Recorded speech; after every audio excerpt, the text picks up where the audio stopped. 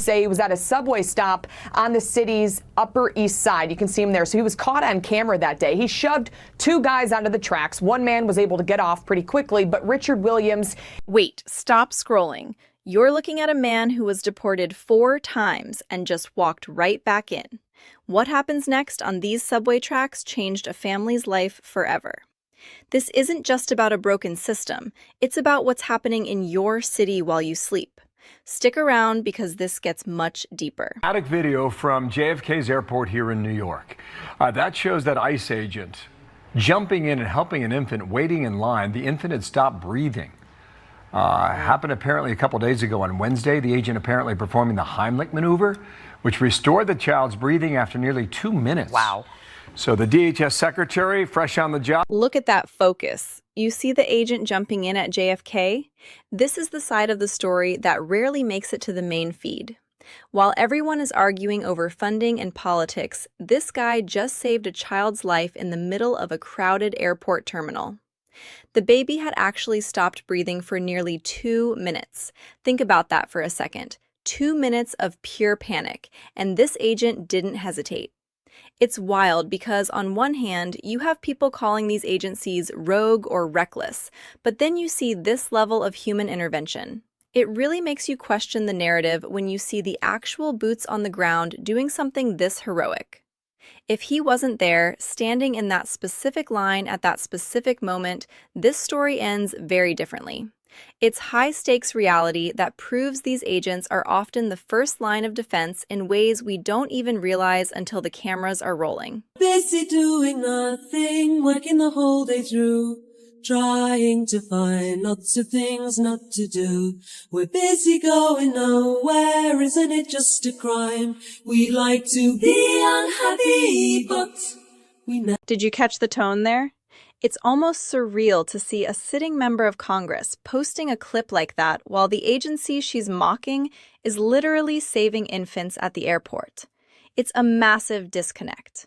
You've got one side treating law enforcement like a punchline for a social media post, while the other side is dealing with 15 charge rap sheets and 4-time deportees.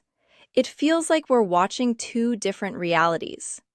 When you see her laughing and playing around with that Seven Dwarfs-style music, it really highlights why the political divide is getting so heated.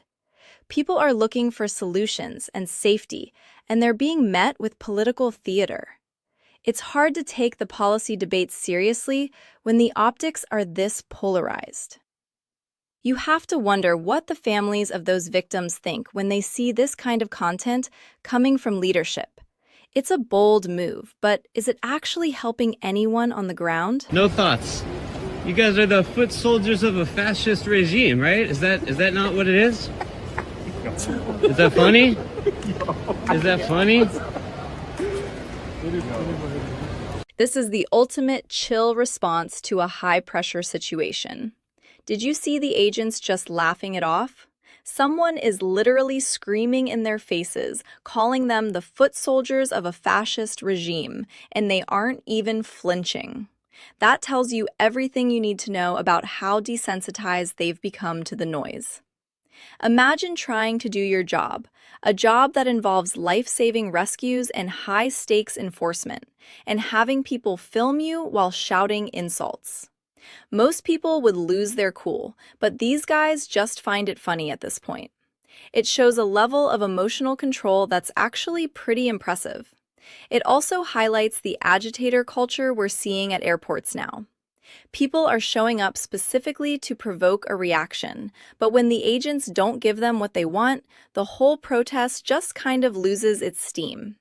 It's a fascinating look at the psychological warfare happening in our public spaces. During this next hour, this is a new picture we obtained of Jose Medina in the Cook County Jail, where he is being held in the medical division with tuberculosis. Today, prosecutors are expected to lay out more details from their case against the 25-year-old illegal immigrant who allegedly ambushed Sheridan Gorman and 3 of her friends as they walked out onto a pier late at night last week. This one hits different. Look at Sheridan. She was just a college freshman out with friends to see the Northern Lights. It was supposed to be a core memory, a beautiful night at the pier. Instead, it turned into a nightmare because of a failure in the system that allowed an illegal immigrant with a violent background to stay in the country. When you see the surveillance of the suspect just walking away like nothing happened, it's chilling. The students on campus are now saying they're paranoid to even go out at 10 o'clock. That's the real-world cost of these policy failures. It's the loss of safety in places that should be sacred for young people. Her family's statement was heartbreaking. They pointed out that the failure didn't come from the university, but from the systems outside of it. We have to ask ourselves how many more of these failures we're willing to accept before the logic changes. The system is clearly at a breaking point. What's your take on the airport save versus the mockery? Drop a comment below and follow for more deep dives into what's really going on.